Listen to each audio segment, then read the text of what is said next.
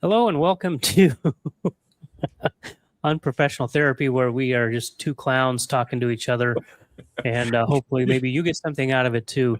I'm Brad. I'm Michael. How are you? What are we I'm doing today? good. You can tell it's unprofessional by the laughter that we initially start with, I guess. Yeah, we're so professional that we're so unprofessional, right? Exactly. I'm being crazy. So what we're doing in this show is we just take a topic, one topic each, and we just we talk to each other. And we work through our problems. We give each other tasks or not to hopefully solve our problems. And basically we're just airing our grievances and stuff out on the internet. And if you guys get something out of it, that's fantastic. Today, Absolutely. Mike, what do you want to talk about? We'll start with you. So what I want to talk about is why you cannot perform magic for children. That seems vague and nebulous, but we'll get to that. That's my topic. What would you like to talk about? I want to be the smartest person in the room. That's a terrible idea. And not at all true. Though in this room, I'm not the smartest person. Yes.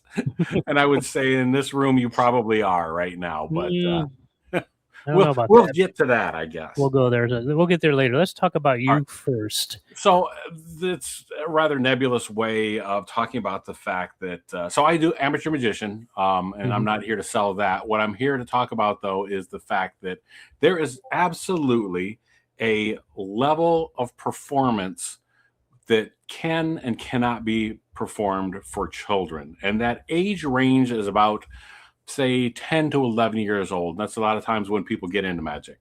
But for a professional magician or somebody that's semi-professional, you can't perform for children under that without addressing the type of magic you perform.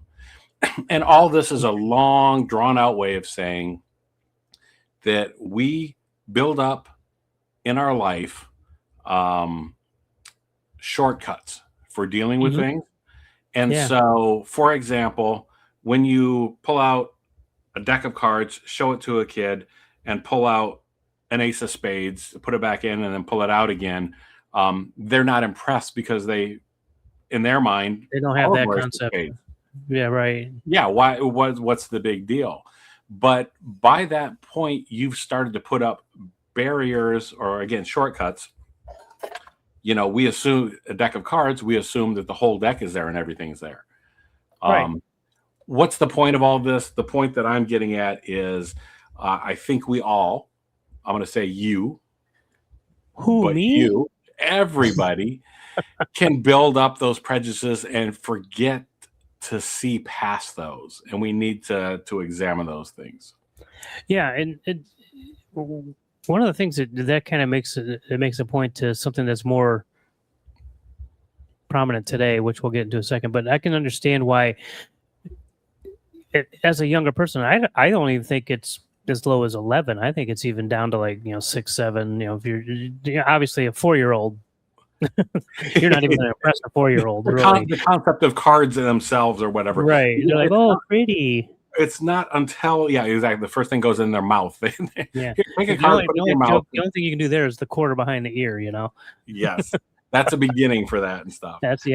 But with cards, because they, if now where I grew up, I knew what a deck of cards was at a young age because that was my family thing. We would play euchre, and back in the day, I wouldn't play the poker, but all the adults were playing poker, and I understood the game, and I understood how a deck of cards works. But I'm a little different. I also learned how to play pool when I was 7, so I had an interesting family, and evidently, and I was going to make the assumption, or I was going to say, what are you, German and stuff? You're playing euchre. I don't know. I think so. I think part of it is. I know I'm Swedish on my mom's side, so I'm going to say the only reason I brought up euchre in German is because it's around my family also. It's the area we grew up is. It's a thing for that area. That's true, without a doubt. That's true. And because we played it a lot in college too, which was on the eastern side of the state. But with magic and playing it with kids, you can't. They just don't get the concept. They don't understand, and like you said, it has a lot of ramifications. And it's in life. Yeah, exactly. Because that's where it comes down to the fact that we, in order to get through daily living, we build shortcuts and we build these blind spots. Yeah.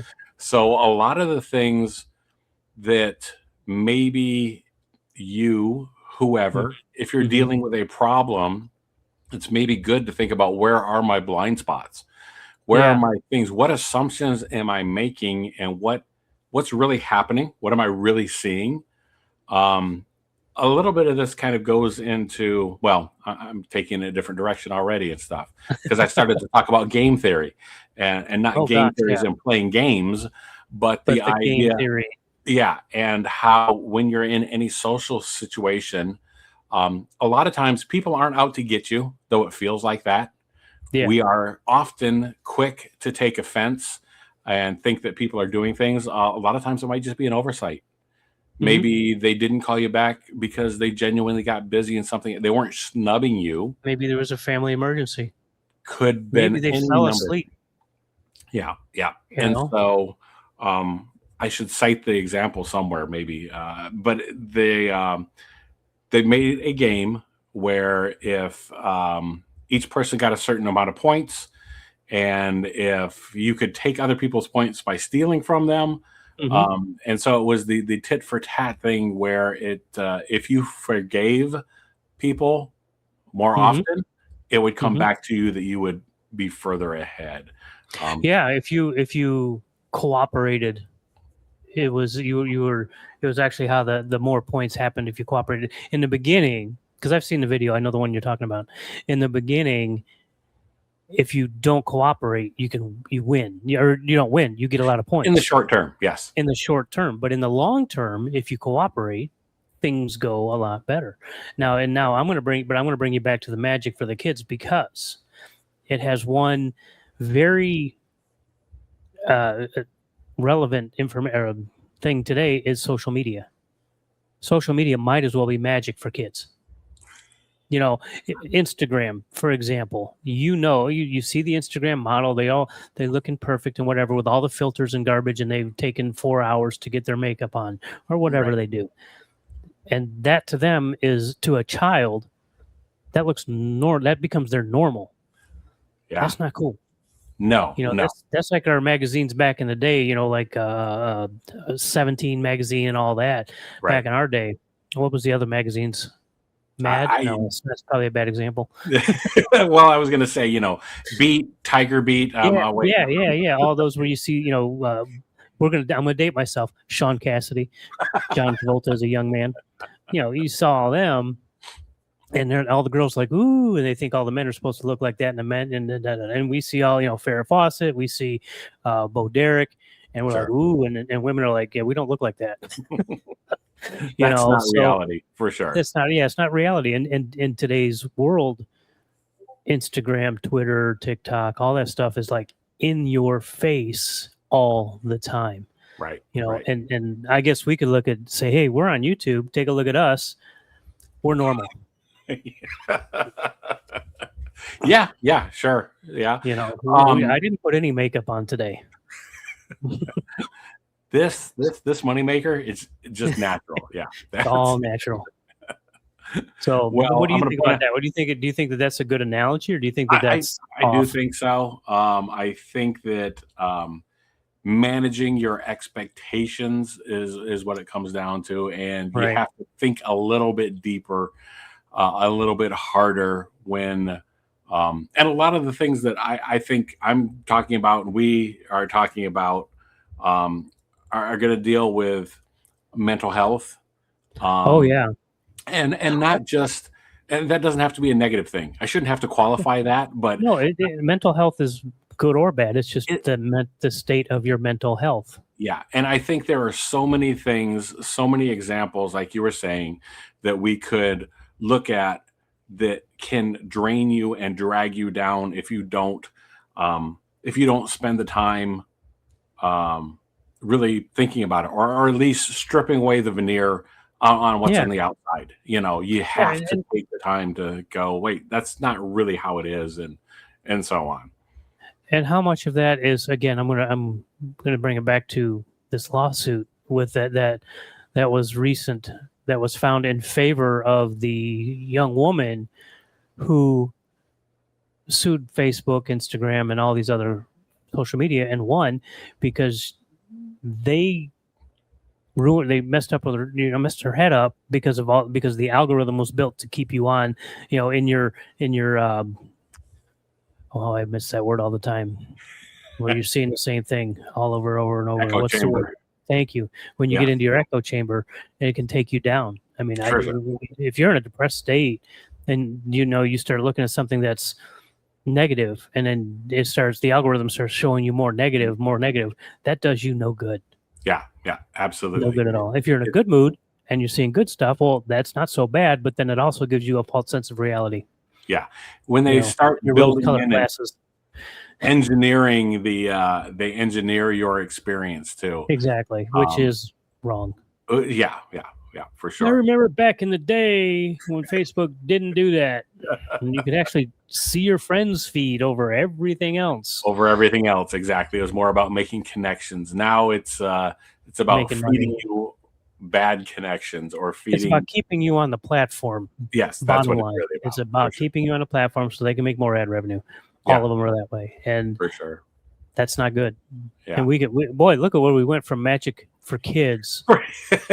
Well, I don't imagine that people are going to be performing that much for kids. It's more about just having those blinders and stripping away some of that veneer. What I'm interested in is tell me how you imagine yourself to be the smartest person in the room. No, that's not what you said. What did you say? No, what my smartest person. Okay, so everybody tells you in business and everything else that you don't want to be the smartest person in the room. You want to surround yourself with smart people that are better at everything else. I don't want to. So tell me about that. Is that your opinion or is that your desire? It's my desire. Okay. I mean, whether or not I am the smartest person is regardless. I want to be. So I say in that case, you simply need to be open to listening to other people's feedback and applying it within your own set of rules. I'm sorry, what? Yeah, exactly.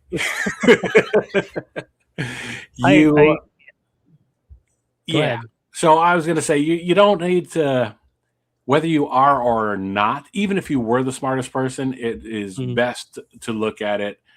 This is my feeling, and I could be entirely wrong. But I think you should be open to, like, what am I learning from them? Even if they're telling me something that I don't know, maybe spin that into, why are they saying that?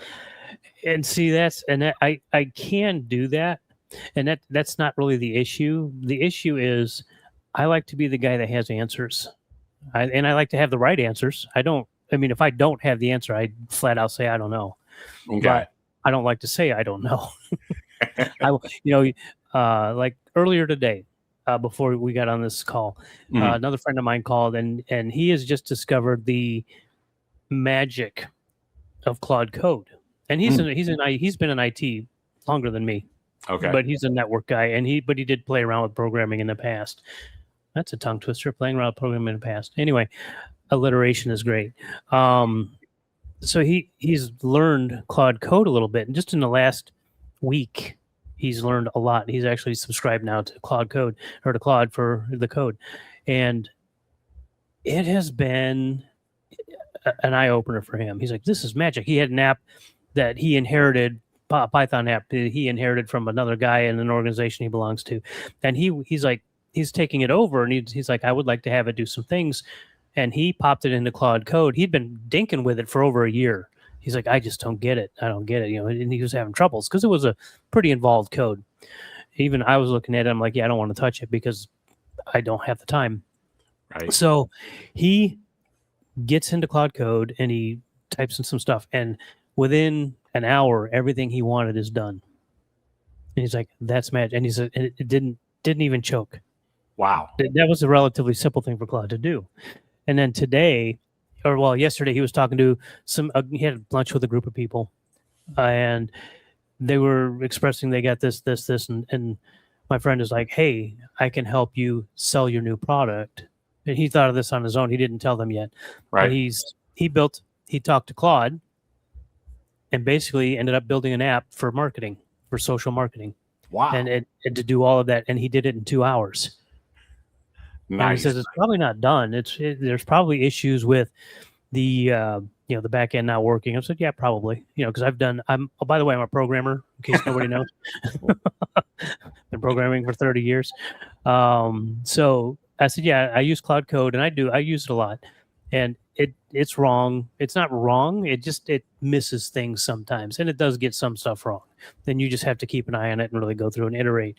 And he's really happy with it. So I like to have the answers for him, and I pointed him towards Claude Code. I've given him some things like, and I told him, I said, the app you just showed me, if you could tweak it to sell the new app that I'm building, I would be willing to pay you. And he's like, wait, what? Yeah. Okay. So let me ask you though, is that a problem for you? Do you find yourself, or do you ever wind up feeling inferior? And is that a problem? So I'm asking you, like, where does this situation fit in your daily life? Well, I do feel inferior. Okay, this actually pulls into imposter syndrome. This is really what this is, because I've been programming for 30 years, and I still have imposter syndrome about it. I even have imposter syndrome about talking. Apparently. Well, just pretend that you're somebody that can speak eloquently like me. Yeah. So I can see that it pulls in from imposter syndrome, and that's where it really that's why I want to be the expert at whatever, So how do you address that? So you said you want to be the smartest person in the room. Yep. You disagree with that idea that you should. I don't disagree with it. I don't disagree with it. Okay. I just don't want. I want to be the smart one. It's really weird. It's a very strange paradox. If I go into a room where I'm not the smartest, right, that's when I become the shyest person in the room and go in a corner and don't talk to anybody, because that's when I feel like the imposter, even though that's the wrong feeling to have. Yeah, I was going to say. What you need to get out there and talk to these people and listen, like what you were just saying. Just absorb their knowledge, and that's what I need to do. And I don't want to. You don't want to because you don't want to put yourself out there, or do you not know? Do you not know how to do it? A little bit of that, but it's also just very uncomfortable for me, and it's not like I'm not afraid of going out of my comfort zone. Okay. So, I mean, that's a great start, I think, then, to begin with. And the fact that the way you could also frame it from the standpoint of asking questions, because you're going to find, I think, that people love to talk and love to talk about themselves. And when you make other people the expert in the room, they're going to want to share with you. And I think you could absorb, like you said, like a sponge, all of those things, but do it in a way where you're getting something from it too. If you're dealing with a bit of code, or if you're dealing with, I'm going to say you probably have the code down by now and you don't have to worry about it. But if you are talking to somebody else, the question to open up would be to lead them back to how it affects you, or the stuff you already understand. Yeah. And asking from the standpoint of, like, oh, well, how does that work with this? Yeah. That's and how do you do that though? Like it's easy and it's fine to say this right now, but how do you apply that? Well, it's actually very easy to say right now, because I also avoid situations where I would be in that, where I'm not the smartest person in the room, which, and because of where I live, how I live, and other things, I don't get the chance to be in a room, or even, more than a video conference room, with other people that I don't know. I don't know how to get into a group of people online. And people, if people say, oh, you just go out and meet people, I don't live in the U.S. I live Yeah. in Southeast Asia, so I can't just do that. Otherwise, I would. I would have never guessed with your accent that you were not. I know. I'm Asian. That you weren't here. Well, I'm not sitting there. I grew up there, as you know. For sure. Yes, indeed. And maybe we So, should talk about that before people point, start too, putting in the comments, dude, just go out and meet people. It's like I can't. Number one, I'm awake in U.S. days, which it's night where I live. Yeah, and there's reasons for that I don't want to get into. So I really am trapped in that kind of thing. I won't move back or anytime soon, or at all ever, maybe, probably. But I'm very happy here. So I'm not moving. Gotcha. Well, I think that that may lead to some topics down the road here for us to talk about also. And yeah, that's one of the reasons why we're doing this, why we're talking to each other and helping. We need to get some systems in place. Actually, I'm going into other things that are. You can talk about that stuff in the next episode. We'll talk about that next time. Soon. Yeah. In the next episode, what are we going to talk about, Mike? So here, well, let's talk about building systems. I guess that would be. I know one what thing to do about that. I'm going to talk about yours. Yeah. What else do we want to talk? Do we want to get more personal on your end or not? Sure. I don't think I have much to. Oh, I see where you're going with that. Yeah, no, that's absolutely fine. Don't forget, I know you better than most, except for your wife. She knows you better than me. Probably so. Yes, that is a fact. Indeed. But we are trying to keep these kind of short. Yep. I don't want to. Yeah. So I want to tease people for the next video that's coming out when it comes out. Yes. We don't know the schedule yet. And we don't know the topics yet. I mean, we have some ideas, roughly. Yeah, we have ideas. I think those two topics. We'll get a little personal with you because we got personal with me. So we'll talk systems and we'll talk something personal about you. Fair enough. That sounds awesome. So why don't you close out this one? This has been one of the first episodes. We have a 0 episode somewhere that maybe we'll get rid of at some point, but this will be episode 1. And not that there are episodes you have to follow in order. It's best if you pick a topic that you like and that's important to you and maybe join us there. This has been Brad and I am Michael. I guess that has been Brad. And this is I'm over here. But this is the first of many shows. I think we have a lot to share, and we'd like to hear from you. If you have anything to add to this, if you have any questions you'd like to ask us, you feel free to put it in the comments. If you have a topic for us to talk about, we're a couple of old guys that have experienced a lot, quite a bit. We'll get more to that in the next episode. Please so, yeah. Well, okay. Yeah, that would be me then. Anyhow, so thanks for joining us, and we'll catch you next time. Take care. Bye.